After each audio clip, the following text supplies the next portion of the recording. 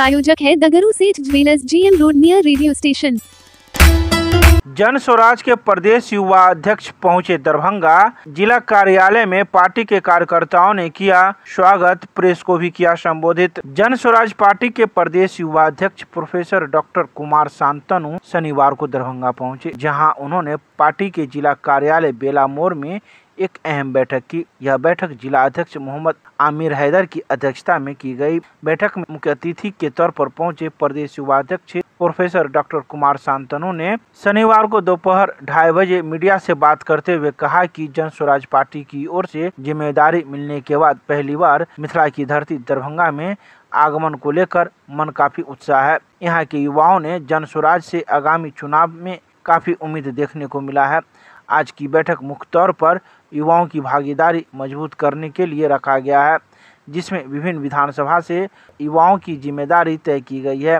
साथ ही संयोजक की जिम्मेदारी भी सौंपी गई है। विधानसभा चुनाव 2025 का रोड मैप युवा ही तय करेंगे। इसके अलावा उन्होंने कई बातें कही। आप यहाँ पर बताइए कि कितने बड़े और मध्यम और छोटे इंडस्ट्रीज लग रहे हैं।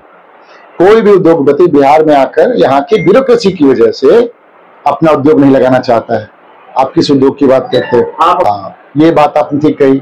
एक बात बताइए, उनके घोषणा से पहले दरभंगा में मखाना इंस्टीट्यूट नहीं था, रिसर्च सेंटर था ना।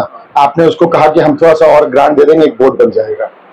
आप उससे पूरे बिहार की विकास की धुरी और को बदल देंगे।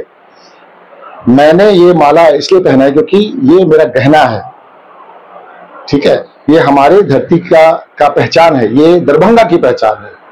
उस सम्मान के लिए मैंने इसको पहना है। लेकिन बिहार में मधुबनी पेंटिंग से लेके जितने जीआई टैग्स हैं, शायद ही किसी राज्य में इतने जीआई टैग्स होंगे। हमने किसी के ऊपर कोई काम नहीं किया। मैं पिछले दिनों भागलपुर गया था, एक शहर से 4 जीआई टैग थे। कतरनी चावल का टैग था, जर्दालू आम का टैग था, आपके भागलपुरी सिल्क का टैग था, जीआई टैग है। सब बर्बाद हो गए। सारे हस्तकला जो उद्योग है वो खराब हो गए। जिम्मेदारी कौन लेगा? बिल्कुल, जिम्मेदारी कौन लेगा?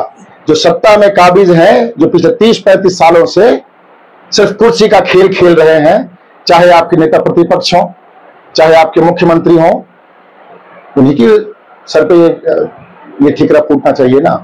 देखिए, चुनाव आयोग एक ऑटोनोमस बॉडी है, हम उसके स्वायत्ता पे कोई प्रश्न चिन्ह नहीं उठा रहे, लेकिन इस पूरी प्रक्रिया को करने में जितना कम समय उन्होंने दिया है या जितना कम समय उन्होंने तय किया, भाई जब ये पिछली बार हुआ था तो उसमें तकरीबन 10 से 11 महीने लगे थे। 2003 में हुआ जी, उसमें कितना समय लगा था? तकरीबन 10 से 11 महीने लग गए थे, साल लग गया था।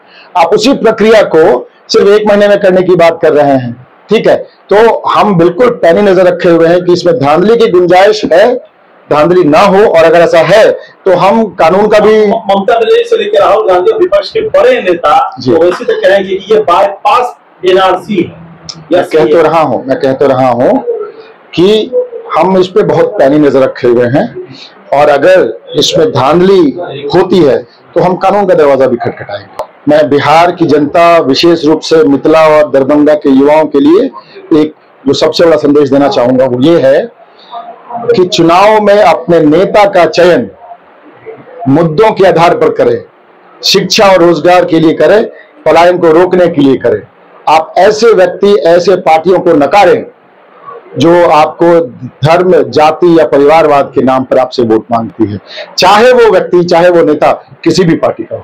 देखिए, धर्म और जाति की आड़ में लोग परिवारवाद पनपा रहे हैं। वो कहते हैं कि हम एक जाति के समूह हैं, हमें ये पूरा समाज वोट देगा, लेकिन वो टिकट किसको देते हैं? अपने बेटे को, अपने बेटी को, अपने चाचा को, अपने भतीजे को। तो जातिवाद के नाम पे, समाजवाद के नाम पे, एक समाज के नाम पे वो सिर्फ परिवारवाद पनपा रहे हैं।